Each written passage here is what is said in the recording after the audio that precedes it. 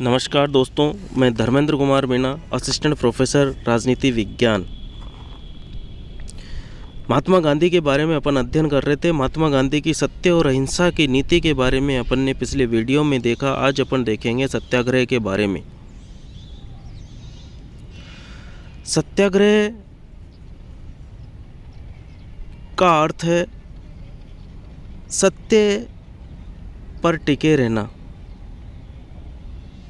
सत्याग्रह का शाब्दिक अर्थ है सत्य पर टिके रहना।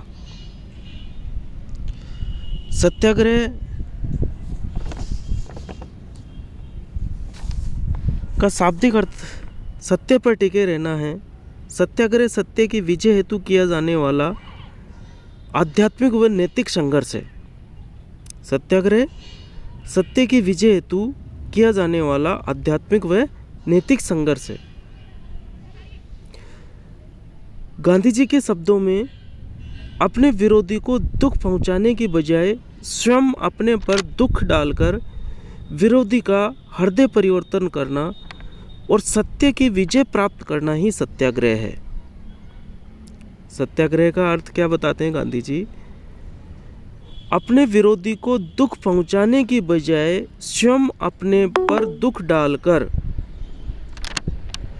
विरोधी का हृदय परिवर्तन करना और उस विरोधी के हृदय परिवर्तन करके सत्य की विजय प्राप्त करना ही सत्याग्रह है। गांधी जी के अनुसार सत्याग्रह में विरोधी का विरोध नहीं बल्कि उसकी गलत नीतियों का विरोध किया जाता है। महात्मा गांधी के अनुसार सत्याग्रह के अंतर्गत विरोधी का नहीं बल्कि विरोधी की गलत नीतियों का विरोध किया जाता है। गांधी जी कहते थे, ब्रिटिश साम्राज्यवाद के विरोधी बनो, ब्रिटिश जाति के विरोधी नहीं। गांधी जी क्या कहते हैं कि विरोधी की गलत नीतियों का विरोध करो। सामने वाले की गलत नीतियों से आप गलत नीतियों का विरोध करो, उनसे दुश्मनी रखो, उस व्यक्ति से नहीं बल्कि उसके गलत विचारों से दुश्मनी रखो। दुश्मनी का मतलब उसकी गलत नीतियों का विरोध करो, उस व्यक्ति से व्यक्तिगत ही विरोध मत करो।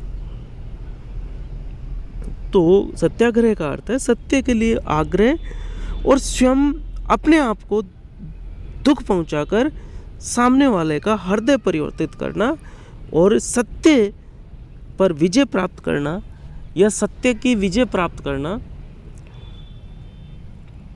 सत्य की विजय प्राप्त करना ही सत्याग्रह है।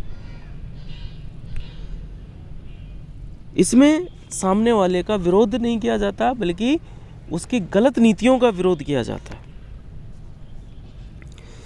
सत्याग्रह का अर्थ है निष्क्रिय प्रतिरोध नहीं है बल्कि दोनों में मूलभूत अंतर है। सत्याग्रह और निष्क्रिय प्रतिरोध में मूलभूत अंतर है। देखो दोनों में क्या अंतर है। सत्याग्रह में अहिंसा को एक आदर्श के रूप में अपनाया जाता है। सत्याग्रह के अंतर्गत अहिंसा को एक आदर्श के रूप में अपनाया जाता है, जबकि निष्क्रिय प्रतिरोध में अहिंसा को एक निर्बलता के कारण नीति के रूप में अपनाया जाता है। सत्याग्रह में अहिंसा को एक आदर्श के रूप में अपनाया जाता है, जबकि निष्क्रिय प्रतिरोध में अहिंसा को निर्बलता के कारण, कायरता के कारण एक नीति के रूप में अपनाया जाता है। सत्याग्रह में विरोधी के दुर्भावना को कोई स्थान प्राप्त नहीं होता, जबकि निष्क्रिय प्रतिरोध में शत्रु को परेशान करने की भावना होती है।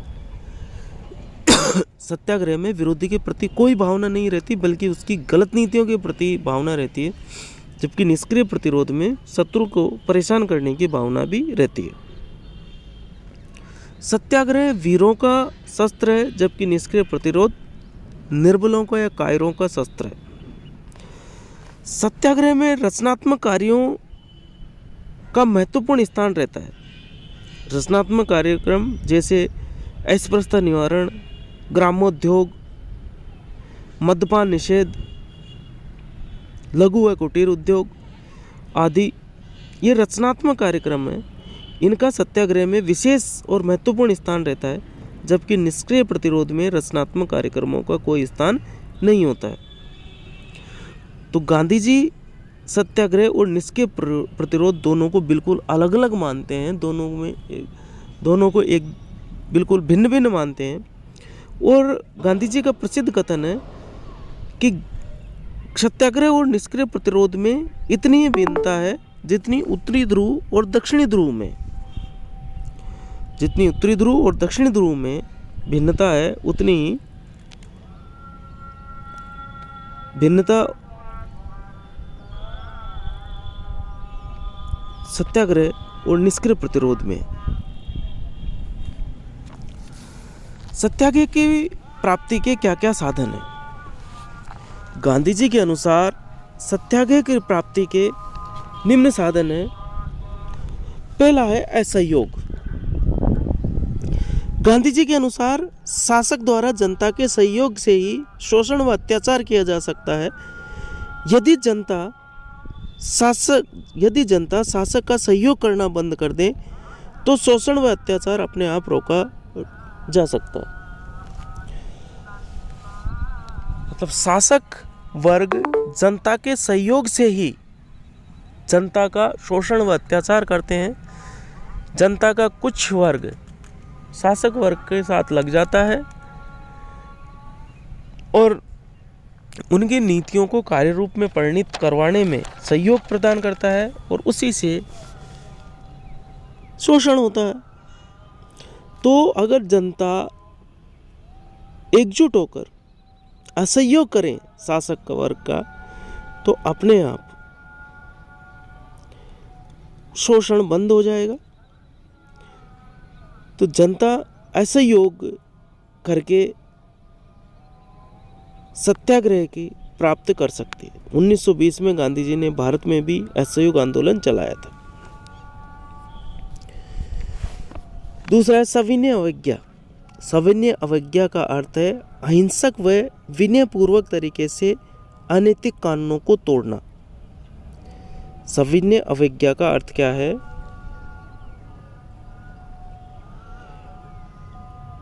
अहिंसक व विनयपूर्वक तरीके से अनैतिक कानूनों को तोड़ना।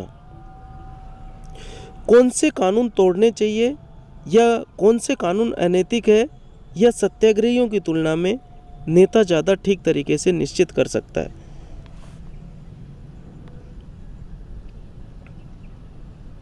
गांधी जी ने डांडी यात्रा करके नमक कानून को तोड़ा था और भारत में सविनय अवज्ञा आंदोलन उन्होंने चलाया भी था।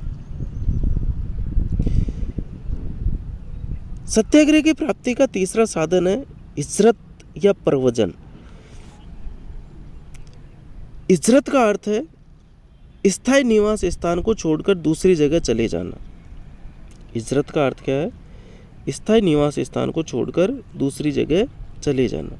गांधी जी के अनुसार अगर व्यक्ति यह अनुभव करता है कि जिस स्थान पर वह निवास कर रहा है वहाँ पर वह सम्मानपूर्वक नहीं रह सकता, तो उस अहिंसक व आतंकपूर्ण स्थान को छोड़कर व्यक्ति को दूसरी जगह चले जाना चाहिए।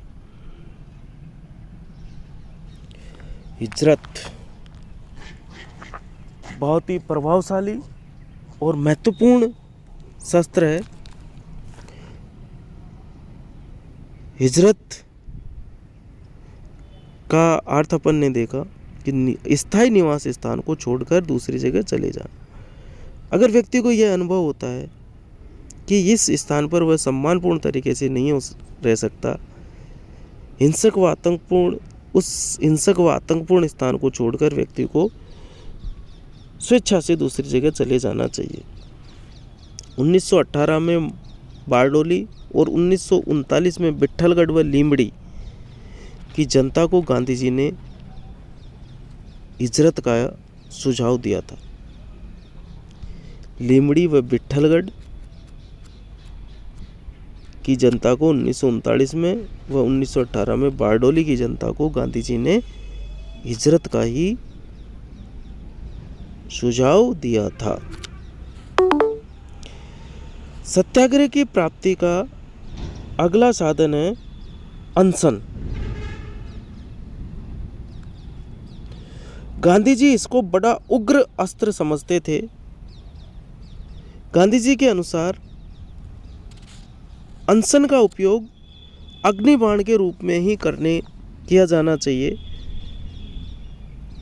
स्वयं गांधी जी ने भी हिंदू मुस्लिम एकता के लिए कई बार अनशन किया था। गांधी जी अनशन को बहुत ही महत्वपूर्ण और बड़ा अस्त्र समझते थे। इसे अग्निबाण के रूप में ही अपनाने की सलाह या उपयोग करने की सलाह गांधी जी ने दी। छोटे मोटे कार्यों के लिए अनशन का उपयोग नहीं किया जाना चाहिए, इसे अग्निबाण के रूप में ही अपनाया जाना चाहिए। ये एक महत्वपूर्ण अस्त्र है। हड़ताल हड़ताल भी सत्याग्रह की प्राप्ति का एक साधन है। इस प्रकार से सत्याग्रह मतलब सत्य की विजय, इन साधनों का तरीके से उपयोग किया जाए, असहयोग, सविनय अवज्ञा, हिजरत, अनशन, हड़ताल, तो सत्याग्रह की प्राप्ति की जा सकती है या सत्य की विजय प्राप्त की जा सकती है। सत्याग्रह का अर्थ अपन ने देखा, सत्य पर टिके रहना और सामने वाले को दुख न पहुंचाकर खुद दुखी होकर सामने वाले का हृदय परिवर्तित करना ही सत्याग्रह है। गांधी जी के विचारों का प्रमुख आधार है सत्याग्रह। गांधी जी के संपूर्ण सामाजिक व राजनीतिक जीवन सत्य, अहिंसा और सत्याग्रह इन्हीं पर टिका हुआ था। इनका ध्यान रखते हुए गांधी जी ने व्यक्तिगत जितने भी आंदोलन किए, सामाजिक व राजनीतिक क्षेत्र में जितने भी आंदोलन किए, उन सब में इनको आधार मानते हुए चले और देश को आज़ादी दिलाने में महत्वपूर्ण योगदान निभाया। जय हिंद, जय भारत।